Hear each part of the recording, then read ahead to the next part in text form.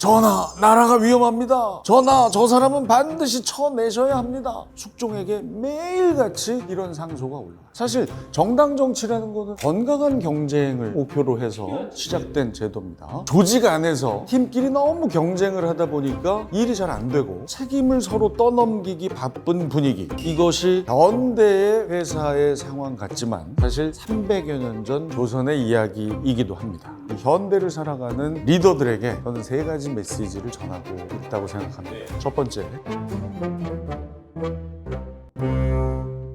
책과 삶 구독자 여러분 반갑습니다. 역사를 사랑하는 남자 서경석입니다. 오늘 좋은 기회를 주셔서 제가 구독자 여러분께 간단한 역사 이야기를 들려드리게 됐습니다. 기회를 주신 우리 책과 삶 제작진 여러분, 그리고 책과 삶의 주인장이신 우리 김재원 형님에게 진심으로 감사드립니다. 제가 개인적으로 영광입니다. 우리 서경석 선생님의 역사 강의를 들을 수 있는 특권을 저에게 주셔서 정말 감사합니다. 아유, 선생님 아니고요. 아유, 그냥, 왜요? 그냥 동생이고요. 아니요. 간단하게 뭐 몇 가지 좀 한번 짚어보려고 하니까 오늘 제가 도전을 받으면 저도 왠지 한국사 시험을 치러야 될 것 같은 그런 느낌입니다. 안 그래도 네. 제가 가장 추천하고 싶은 분이 우리말을 사랑하는 남자 네네. 우리 김재원 아나운서입니다. 오늘 강의를 들어보고 서경석 선생님의 책으로 시험 공부를 하면 되겠다 싶은 느낌이 오면 제가 도전하겠습니다. 김재원 진행자께서 만약 한국사 능력 검정 시험에 도전한다고 마음을 먹으시면 제가 과외를 해드릴 생각도 있습니다. 그렇게까지. 물론 기본적으로 많이 아시겠지만 네네. 시험에 반드시 필요한 그 네네. 비기들을 제가 가르쳐드릴 수 있습니다. 필살기를 네네네. 전수해 주시겠다. 네, 기대하겠습니다. 오늘 제가 준비한 이야기를 지금부터 시작하겠습니다. 조직 안에서 팀끼리 너무 경쟁을 하다 보니까 일이 잘 안 되고 서로 견제만 하는 상황.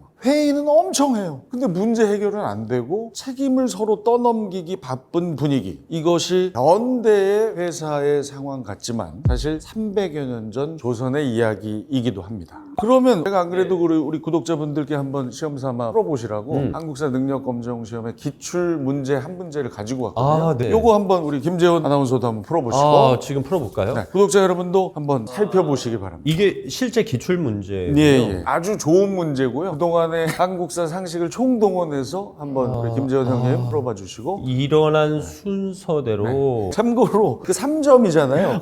이렇게 어려워요, 문제가? 안능검의 문제는 총 3가지가 있는데 1점, 네. 2점, 3점입니다. 그 중에 3점짜리니까 상당히 어려운 문제죠. 그러니까 문제의 의도를 파악하면 한명회, 희빈장씨, 송시열의 시기를 맞추라는 건데 그걸 맞히려면 이분들이 어느 왕 때 활동했는지를 짐작해야 되네요. 대박입니다. 네. 문제의 대박. 의도는 파악했지만 무조건 한능검 보셔야겠어요. 네, 그래요? 상당히 그 접근 방식이 역시 네. 그 학교 다닐 때 공부 잘하시는 티가 나는데요. 한명회는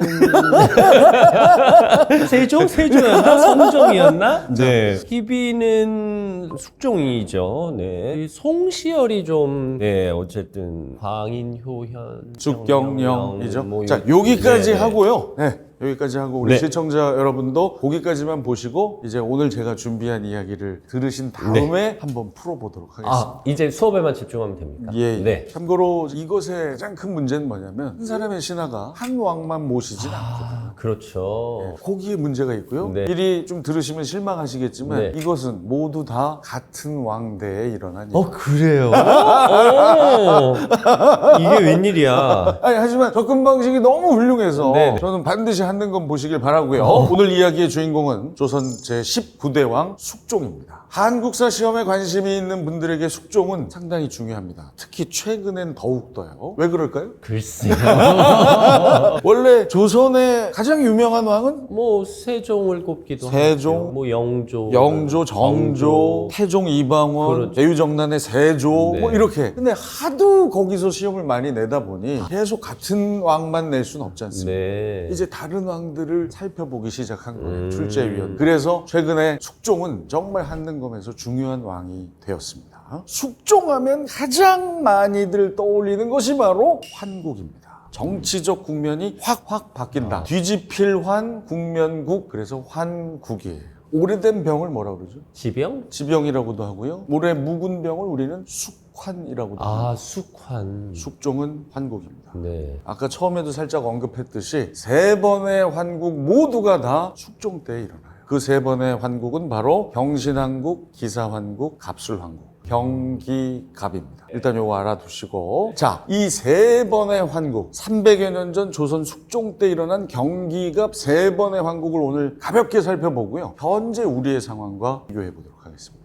자, 숙종 즉위 당시의 조선은 이미 서인과 남인으로 크게 두 조직이 대립하고 있었습니다. 오늘날의 정당이에요. 네. 야당, 여당이죠. 사실 정당 정치라는 거는 건강한 경쟁을 목표로 해서 필요한 제도죠. 시작된 제도입니다. 조선시대에도 이 분당은 상당히 출발은 의미가 있었어요. 정책의 노선이 다르고 학문적인 입장의 차이가 있었을 뿐이지 서로 토론해서 국정을 바르게 운영하자는 그런 목표가 있었습니다. 네. 그래서 분당 정치가 시작이 됐는데 시간이 지나면서 이것이 변합니다. 우리 정책이 더 낫다가 아니라 저쪽 사람들 위험하다. 우리 방식이 더 효율적이에요가 아니라 저쪽 사람들은 믿을 수 없어요. 경쟁의 목표가 원래 성과여야 되는데 이것이 상대방 재고로 변하게 돼요. 요즘 회사 상황하고 비교해보면 프로젝트 성공에는 관심이 없고요. 옆 팀이 실패만 하면 된다. 사실 같은 회사임에도 불구하고. 네, 한 회사 안에 있는 두 조직이 성과를 내기 위해서 경쟁하는 것이 아니라 상대 팀을 제거하기 위한 경쟁을 하게 됩니다. 때는 1680년 경신년인데요. 당시의 집권 세력은 남인이었습니다. 그러니까 남인이 여당이고 서인이 야당인 상황이죠. 남인, 서인 방금 말씀드린 대로 서로를 이렇게 공격합니다. 저 사람이요, 영모연루 의심되는데요. 어허, 이 발언 충성심이 의심됩니다. 숙종에게 매일같이 이런 상소가 올라와요. 전하, 나라가 위험합니다. 전하, 저 사람은 반드시 쳐내셔야 합니다. 숙종이 정말 고민을 합니다. 이 싸움은 멈출 기미가 없고 왕권은 자꾸만 흔들리려 하고, 그렇다고 중재를 하자니 왕이 저쪽 편 드네 또 말이 나오죠. 결국 숙종은 결단을 합니다. 이 판을 한번 정리하지 않으면 왕권도 그리고 조직도 유지가 안 될 것 같다. 그래서 집권 세력이었던 남인을 축출하고 서인이 올라오게 한 사건, 이것이 바로 첫 번째 환국 경신환국입니다. 경신년에 일어난 경신환국. 숙종이 직접 저런 결단을 내렸다는 거예요? 그렇죠. 경신환국이 일어난 배경은 여러 가지예요. 그런데 그 중에 한 사건을 제가 하나 소개해드리겠습니다. 당시 남인의 영수, 영의정을 지낸 허적이라는 대감이 있었는데, 자, 그 문제지를 네. 보고 계시네. 아, 제가 아까 예. 문제의 의도를 파악을 네. 잘 못했군요. 네네. 한명회가 아니라 허적에 주목을 네네. 했어야 되는 건데. 그 한명회는 상당히 긴 시절 그러니까요. 있었던 네. 신하여서 허적 대감이 집안에 잔치가 있었는데 그날 비가 와요. 그러니까 숙종 입장에서는 그래도 영의정 집안의 잔치니까 자, 비 오는데 잔치가 잘 안 되겠다. 도승지를 시켜서 네. 야, 그 궁중에서 쓰는 천막 있잖니, 기름칠한 천막이 있어요. 방수가 되는 그 유학을 저 허적 대감 잔치에 좀 갖다 줘라 그랬는데 도승지가 유학을 찾으러 갔다가 깜짝 놀랍니다. 아유, 저 전하, 벌써 허적대감이 가져갔는데요. 허락을 안 받고 왕실의 물건인 유학을 영의정 집권당 영수 그냥 가져간 거예요. 나름 왕은 배려하려고 했는데도 예. 불구하고. 근데 가뜩이나 사실 남인이 너무 긴 시간 집권하면서 좀 눈에 거슬리는 상황이었고 자꾸 서인 쪽에서는 모함을 하고 있는 상황이었기 네네. 때문에 그것이 숙종의 화를 돋굽니다. 그래서 이거 저기형한테 너무 잘해줬네. 안 되겠네. 저기형을 필두로 한 남인 세력을 다 축출시키는 사건. 물론 이것이 다는 아닙니다만 이게 상당히 상징적인 사건으로 전해져 내려옵니다. 어쨌든 기름 먹인 장막 사건이 방아쇠가 된 셈이에요. 그렇죠. 허적의 유학 사건. 이래서 남인은 몰락하고 서인이 다시 집권하게 된 사건 경신환국이에요. 그게 1680년이군요. 뭐 잘못됐습니까? 아닙니다. 문제를 풀기 위한 단서를. 네. 연도를 정확히 기억할 필요까지 그래요, 그래요. 네네. 네. 농담. 네, 아니에요. 제가 그만큼 맑고칠한 그럼요. 책을 정독했다는 얘기. 네네.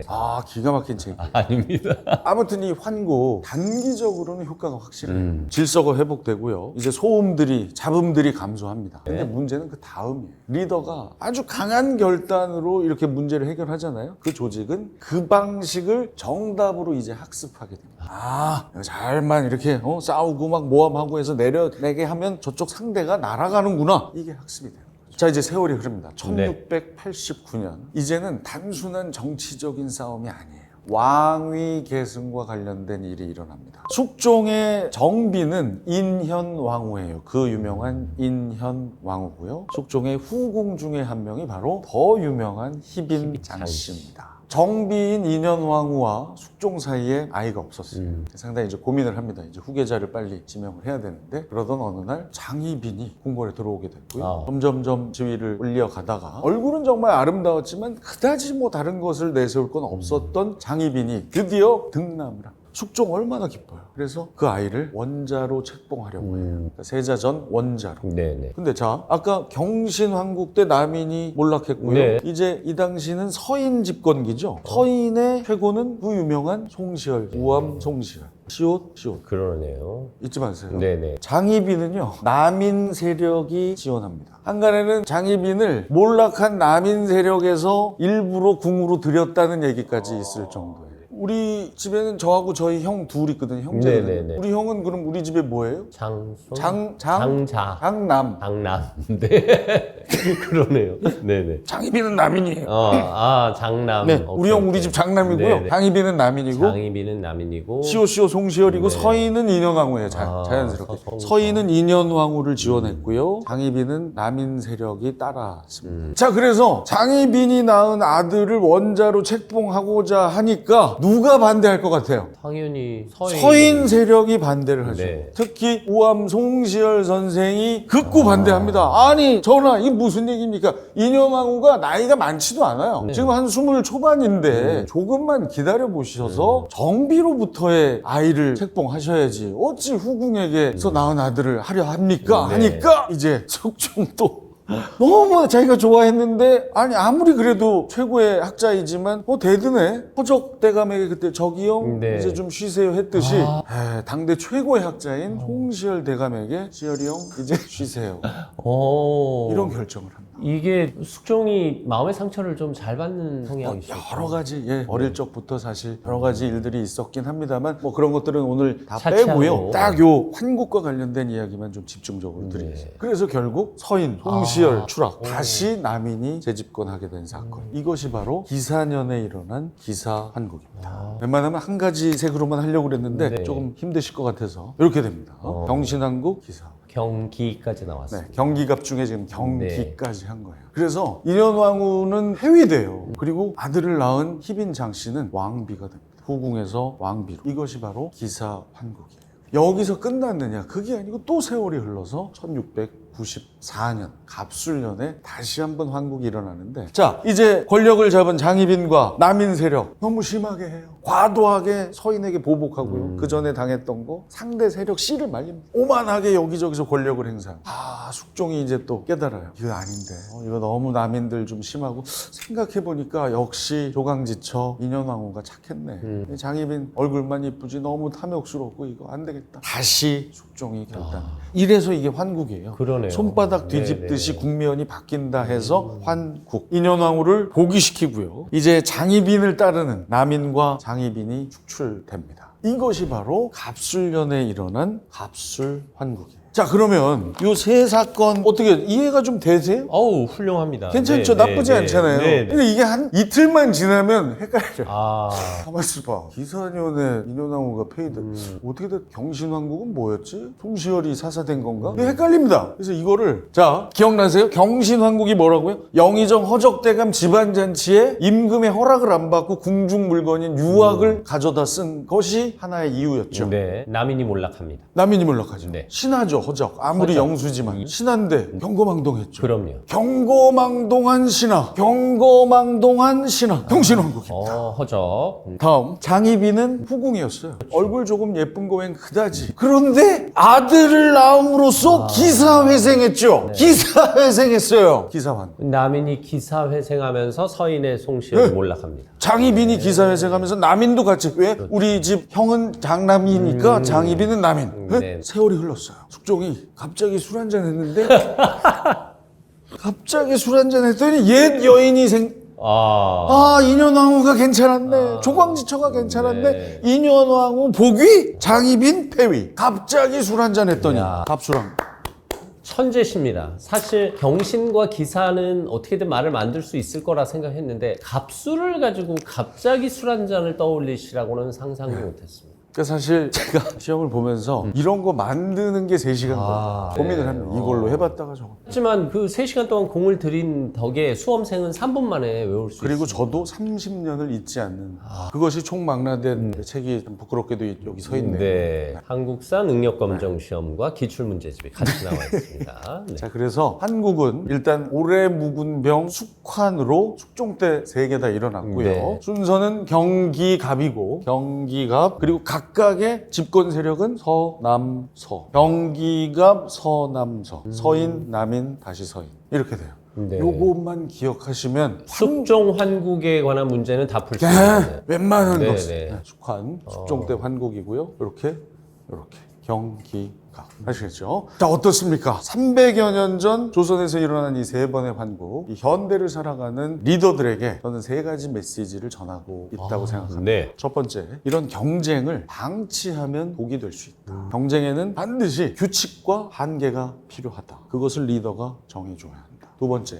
리더가 한번 결정을 해버리면 그것은 문화가 된다. 한 번 결정은 이벤트, 사건이겠지만 그것이 계속 반복이 되면 조직의 교과서가 될 수 있다. 그리고 세 번째, 결단을 내렸으면 구조를 바꿔야 한다. 리더는 사람을 바꾸는 결단이 아니라 시스템을 바꾸는 결단이어야 한다. 파란만장한 삶을 살았던 조선의 숙종, 그의 시대는 오늘 우리에게 이렇게 말을 합니다. 경쟁은 필요하다. 하지만 통제되지 않은 경쟁은 조직을 스스로 무너뜨린다. 여러분의 조직은 지금 경쟁하고 있습니까? 아니면 그냥 싸우고 있습니까? 지금까지 영석이었습니다. 감사합니다. 메시지가 분명하네요. 괜찮아요. 네, 리더가 조직을 바라보는 관점을 명확히 해야 할 필요가 있습니다. 부서 간의 경쟁은 어떻게 보면 당연한 거지만 경쟁의 한계점으로 통제 가능한 경쟁을 유도하는 거 중요하네요. 참 그 숙종이 좋은 일을 많이 했음에도 불구하고 또 여러 가지 질타를 듣는 이유 중에 몇 가지가 바로 이런 상황인 거죠. 불과 10여 분 강의를 들었을 뿐인데 이 문제가 눈에 훤하게 들어오네요. 자, 그래서 네. 얘기를 들으셨으니까 자, 우리 시청자 여러분도 한번 풀어보겠습니다. 네. 이 문제가 어려운 이유는 다 같은 왕대, 그러니까요. 숙종 때 일어난 3개의 환국을 배열해 놓은 것이기 때문에 다 허적 나오죠, 허적. 네, 주요 인물 허적입니다. 네, 그래서 권례에서 쓰는 걸 마음대로 가져갔다. 이게 네. 바로 유학인 거예요. 자, 그러면 무슨 환국이다? 병신환국. 그렇죠. 경거망동한 신하 병신입니다. 나를 볼게요. 왕비가 복위하였으니 장씨의 왕후 지위를 거두고 희빈을 내려주되. 이게 무슨 얘기예요? 인현황후가 복귀하고 그렇죠. 희빈이 탈락하는 그 왕비였던 장희빈이 다시 희빈으로 내려가는 거예요. 그렇죠. 이게 무슨 한국이에요? 갑술 환국. 갑자기 술 한잔 했더니 맞습니다. 조강지처 인현왕후가 생각난다? 네. 갑술 황국입니다. 다를 볼게요. 임금이 말하길 송시열. 벌써 이게 힌트예요. 원자의 명호를 전한 게 너무 이르다 했으니 삭탈관직하라. 서인은 인현왕후 편이니까 송시열 대감이 아이고 뭐 벌써 원자를 책봉하세요. 인현왕후께서 나을 때까지 기다려 보시죠. 아이고 시열이 형, 제가 너무 잘해드렸네요. 쉬세요. 등남으로 희빈장 씨가 기사회생한 바로 기사환국입니다. 자, 그러면 경기갑 순서죠. 네. 그렇다면 가다나가 되겠네요. 가다나죠. 정답은 2번이 됩니다. 몇 점인가 보세요. 3점. 한능검에서 가장 비싸다는 3점 문제. 이 에피소드를 알고 있어야 하고 허적 스토리와 희빈장 씨가 내려오는 스토리, 그다음에 송시열이 원자의 명호에 관여하는 스토리를 알고 있어야 하고 이걸 단순히 스토리만 알아서는 시대 순서대로 배열 못합니다. 그렇죠. 네, 그래서 경기갑을 인지해야 된다는 얘기네요. 그리고 특히 오늘은 제게 더 의미가 있는 것은 단순히 시험을 위한 얘기뿐만이 아니라 저도 한번 생각을 해보게 됐어요. 지금 현재 상황과 어떻게 연결이 될까? 거의 다르지 않아요. 이 역사는 그래서 현재의 거울이 될 수 있습니다. 그것이 바로 우리가 역사를 공부하는 이유가 아닐까 싶어요. 이 이야기가 저에게도 의미가 있는 것이 조직 리더십 강의할 때 예화로 아주 훌륭하네요. 쓰세요. 제가 존경하는 분이시니까. 네. 어쨌든. 말꽃 너무 잘 읽었어요. 아유, 감사합니다. 네. 그러면 저 다이어트 한국사 능력검정 시험만 보면 시험 준비를 기본적으로는 할 수 있나요? 제가 감히 말씀드리는데 네. 왜 다이어트겠어요? 군더더기를 뺐다는 거예요. 네. 시간 없는 분들에게 최대한 집중적으로 뭔가를 넣어요. 네. 그래서 제 채널에 무료 강의가 있으니까 함께 네. 하시면 저는 그럼 이 정도에서 말묵 하겠습니다. 아유, 오늘 대한민국 역사계 샛별, 아직 큰 별 아닙니다만 샛별 서경석 선생님의 강의 정말 잘 들었습니다. 진심으로 고맙습니다. 고맙습니다. 아.